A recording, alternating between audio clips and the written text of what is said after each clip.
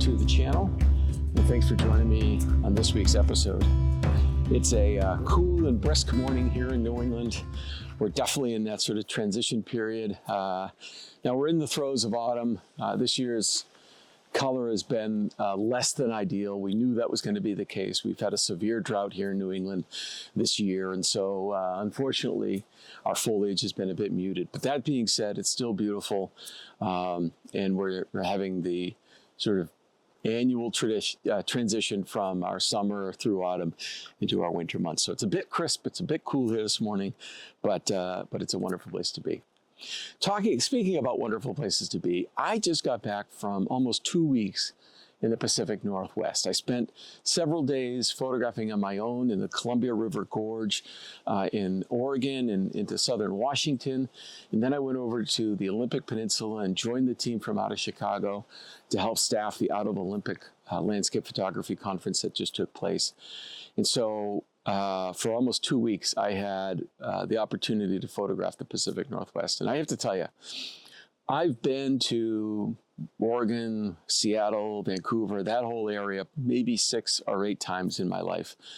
And I fall in love with it more and more each time. Now, I love the Northeast. I mean, we got some beautiful land up here. We got beautiful coastline, all of that stuff. But boy, oh boy, I tell you, the Pacific Northwest is something special. Now, for a guy who's been kind of in the Northeast for his entire life, to go out to the Pacific Northwest is like putting me on the moon. I mean, the whole landscape, the geology, everything out there is just so different than what we have here in New England. But it is a blast, and I absolutely love it. So as I mentioned earlier, I had a chance to shoot in the Columbia River Gorge and then made my way up to the Olympic Peninsula. So I was shooting, beautiful waterfalls in Oregon and Washington. And then when I went up to into the Olympic Peninsula, I was shooting in the rainforest. I was shooting Solduck Falls. We were on the beaches, Second Beach, Ruby Beach. So I had, a chance to shoot a wide variety of landscape scenarios when I was out in the Pacific Northwest. And I found every one of them to be new and challenging and fun and exciting, uncomfortable at times, but it was a good uncomfortable, right? I mean, you grow, you stretch yourself during those times of discomfort. And so it was a great 2 weeks. But again, as I mentioned earlier, it's so much different than here in the Northeast, right? I mean, you go into the Hoh rainforest and you have trees that just seem to go forever. Their trunks are massive. You have these lush green ferns and mosses hanging from them. The canopy is so dense and rich and full of color. It is just such a different experience when you're out there. It's so warm, yet so massive all at the same time. Here in the Northeast, we have obviously forests. We have the White Mountain National Forest here in New Hampshire. We have, if we go up to over into Vermont, we have the Green Mountains. You can go up to Baxter State Park in Maine. So obviously we have tons and tons of forested land here, but there's nothing like the rainforest in the Pacific Northwest. I mean, it's just so different experience. And the other thing about the whole area, quite frankly, is just how massive it is. Like, here in New England, if I have to drive an hour to get to a location, that's a far drive. You go to the Pacific Northwest and you're basically driving an hour to get to anywhere. And so just the scale of that space is so different than what I have here in the Northeast. That being said, love the Northeast, love the Pacific Northwest. Both areas give me some wonderful challenges as a photographer, and I love having the opportunity to shoot in both areas. So, as I tend to do here at TB3, is I tend to break things down into groups of 3. So what I want to share with you today is the 3 key pieces to photographing in the Pacific Northwest. Now, the number 3 is important to me in a number of different ways. I've never talked about this before, but here's as good a time as any to talk about it. 3 has always been my favorite number. I'm the 3rd child of my family. I was born on the 3rd of May. I have 3 children of my own. So in that way, there's a real connection to the number. But also what I've learned over the years, and if you remember, I was in public education for more than 30 years, is that when I am teaching anything, whether it be to kids or to adults, I find that the simpler you make the key learning areas, the key learning points, the key learning objectives, the more they're going to take root. Now, I see all the time online, there's lists of, hey, here are the 10 things you need to do, or here are the 8 things that help you do this, or if you follow these 15 rules, you'll become a better photographer. And I suppose there's truth to all of that. That's fine. But whenever I do those, I find that there's only 1 or 2 or 3 of them that really stick with me. And so, I'm not going to waste my time with the other 12. So what I tend to do here is I tend to put things in groups of 3. Here are the 3 key components. Here are the 3 pieces that will help you. Try to keep things really simple and really grounded in good practice, so that you can go out and do 1, 2, or 3 things that are going to make your photography a little bit better. So if you're going to go to the Pacific Northwest, I think there are 3 things that you could do to help you make more impactful and maybe portfolio level images when you go to the Pacific Northwest. So here we go. Here are the 3 things that you need to do when you go to the Pacific Northwest. Tip number 1 for photographing in the Pacific Northwest: be ready to be intimate with the landscape, right? Be ready to put your medium to telephoto lens on your camera and shoot small scenes.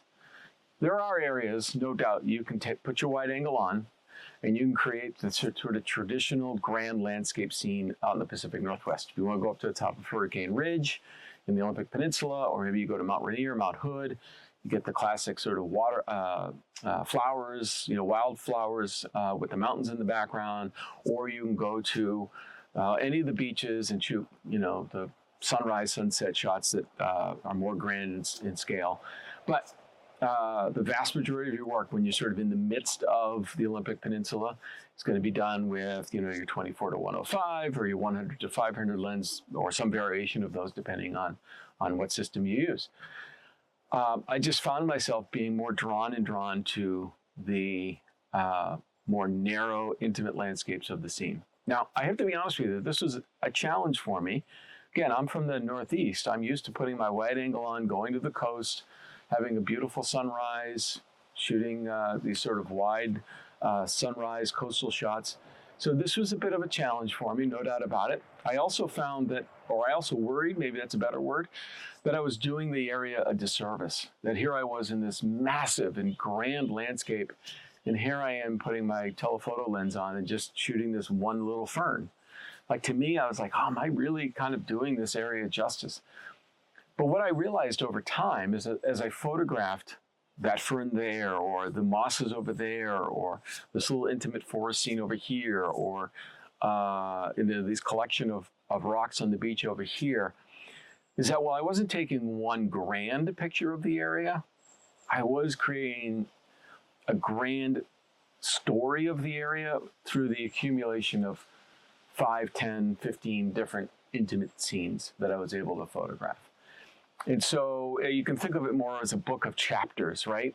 These more intimate chapters collectively tell the story of the grandeur of the Pacific Northwest. And so I think that, as somebody who might be used to shooting wide and looking for the grand landscape, that trust in the process of shooting these little intimate scenes here or there, I think you're going to find that as you do that over and over again, the accumulation of these shots begins to tell the larger story of the Pacific Northwest. And again, you can shoot your grand scenes along the coast, or Mount Rainier or something like that.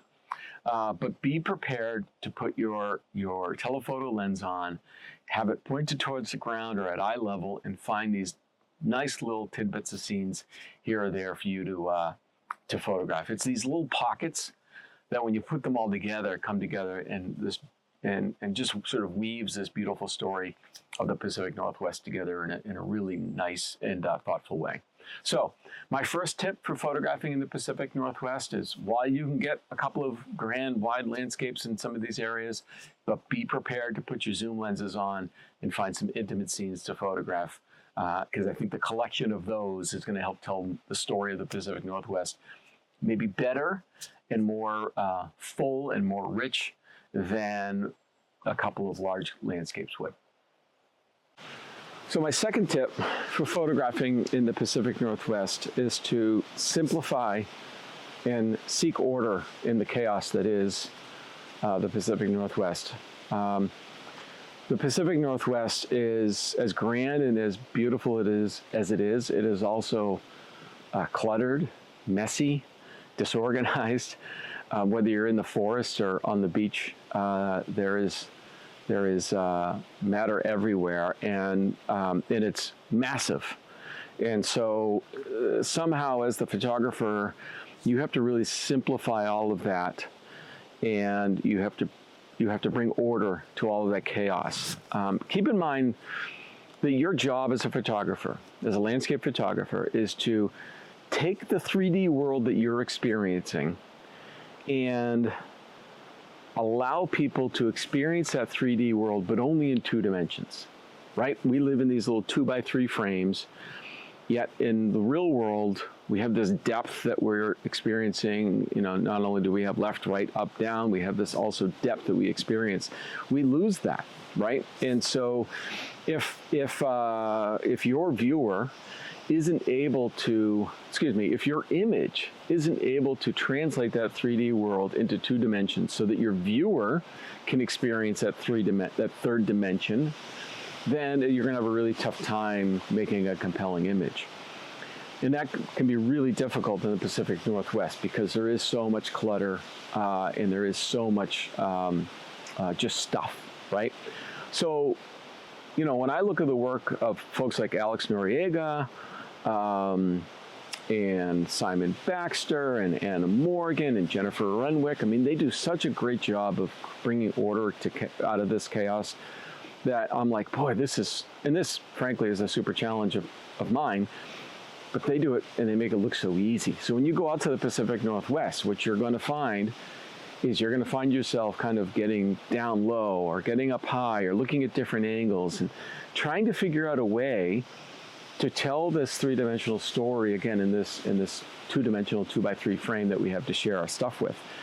And so what that often means for me is finding a really core subject, finding a leading line, looking at how the light is playing, so that in the end, when my experience, is translated into this image, it has been simplified, it has been ordered, and it is in such a way that that when my viewer looks at my images, that they can put themselves there, and they can see themselves in that area in 3 dimensions. And that's really, really hard to do in the clutter and mess that is the Pacific Northwest. This is one of the reasons why I think it's best to shoot not wide there. The wider you're shooting, the more difficult it is to not only share the depth of the image, but also bring order to that image, because you're introducing a lot more into the scene. And so if you are shooting now with your zoom lens or even your super zoom lens, you are really truncating that scene into what is most essential to tell the story of that shot. So taking all of the disorder that is in the Pacific Northwest and putting it into a shot and making it really simple and really orderly is a real challenge. And you're probably not going to get it until you shoot over and over and over again. But I find that the more you shoot, the more you try, the more you attempt, the more you exclude from the image, oftentimes the more orderly and the more contained the whole story becomes. And it just makes it easier for your viewer to experience your image as you experienced it in real life at the time. So simplify and find order in the disorder, or order in the chaos that is the Pacific Northwest. Spend some time learning how to do that. Spend some time practicing and experimenting a little bit, and eventually you're going to begin to kind of find that order in the Pacific Northwest in a way that translates well to the 2-dimensional world that is photography. So my last tip for photographing the Pacific Northwest is a bit gear-centric. Now I try not to focus too much on the gear here in this channel, and there's a couple of reasons why. One, there's a whole bunch of stuff out there on gear, and so I just feel like anything I'm going to add is just going to be duplicative, and it's not necessarily going to add a ton of value to the space already. So if you want to find gear talk, there's plenty of places you can find it. And then secondly, Gear obviously is essential. It's, but at the same time, I think if you talk a lot about gear, you begin to lose this idea of sort of being in the moment and photographing and being creative and whatnot. So it's important, obviously. You have, all the gear that you probably have, but I try to focus on the larger pieces of photography and a little bit less on gear here. That being said, you can't go to the Pacific Northwest to do landscape photography without bringing a circular polarizer with you. The polarizer is, other than obviously the camera and the lenses, which I've talked a little bit about today, the polarizer is probably the most important piece of equipment you're going to bring. I guess I could add a tripod to that, of course. But there's really three key pieces or three key reasons why bringing the polarizer to the Pacific Northwest is important. Number one, it's going to reduce glare.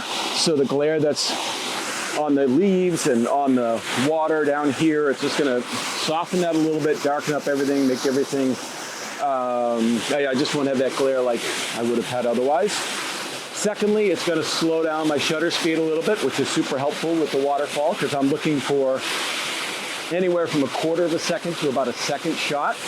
That way there we get that sort of smooth milkiness of the water as it's falling.